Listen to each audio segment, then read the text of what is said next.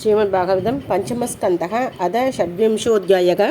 32 श्लोकः। ये द्विकवा अनाकशो अरण्ये ग्रामे वा वैश्रम्भकै उपसृतान् उपविश्रम्भय्य जिजीविषून् शूलशूद्रादिषु उपप्रोधान् कीटनकतया यादयन्ति ते अपि च प्रेद्य यमयादनासु शूलादिषु प्रोदात्मानक शुद्रुड्भ्यां शाबिकतक गङ्गवाडिदिभिः चेतक तदस्तिक्मदूण्डैः आहन्यमाना आत्मशमलं स्मरन्ति ये द्विकवै भूतानि उद्वेजयन्ते नरा उल्पनस्वभावा यथा दन्तशूकास्तेभिः प्रेत्य नरके दन्तशूकाके निबदन्ति यत्र नृप दन्तशूकाः पंचमुखाः शब्दमुखा उपसृज्य कृशन्ति यदा प्ले सयान ये द्विकवा अन्दावड कुशुल कुगादिषु भूतानि निरुन्धन्ति तथा मुत्र देश्वेवे उपवेश्य शकरेण वग्निना धूमेन निरुन्धन्ति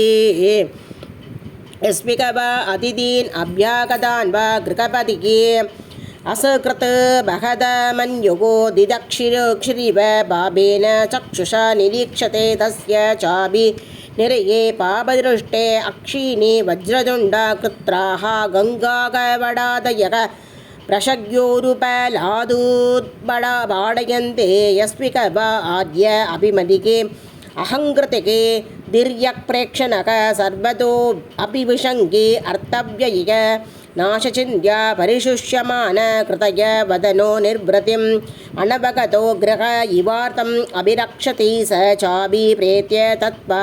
तदुद्बाद नोत्कर्षण संरक्षण समलग्रहः शुचिमुखे नरके निपतिति यत्र वित्तगृहं पापपुरुषं धर्मराजपुरुषा वायका इव सर्वतो अङ्गेषु शूद्रै परिवयन्ति एवं विदा नरका यमालये शन्ति सदस सहस्रशस्तेषु सर्वेषु च सर्व एव अधर्मवर्धिनो ये केचिदिकोदिता अनुदिता चावनिपते पर्यायेन विशन्ते तथैव धर्मानुवर्धिन इदत्र इगतो पुनर्भवेत् उपयशेषाभ्यां निवसन्ति निवृत्त्यलक्षणमार्ग आदौ एव व्याख्यातक एदवानेव अण्डकोशो यश्चतुर्दशसदा पुराणेषु विकल्पित उपकीयते यत्तत् भगवतो नारायणस्य साक्षात् महापुरुषस्य सविष्टं रूपम् आत्ममाया गुणमयम् अनुवर्णितम् आदृढः पठति शृणोति श्रावयति स उपकेयं भगवतः परमात्मनो अग्राह्यम् अपि सत्ता भक्ति विशुद्ध बुद्धिर्वेद सिद्ध्वा स्थूलं तदा सूक्ष्मं रूपं भगवतो यदि के स्थूले निर्जितम् आत्मानं शनैके सूक्ष्मं दिज्ञानयेदिति भूद्वीड वर्षसरित तृणबक समुद्र पादालदिङ्नरग भागन लोकसंस्था गीतामया तव नृपाद्भुतमीश्वरस्य स्थूलं वपु सकलजीवन निकायताम। इति श्रीमद्भागवतमहापुराणे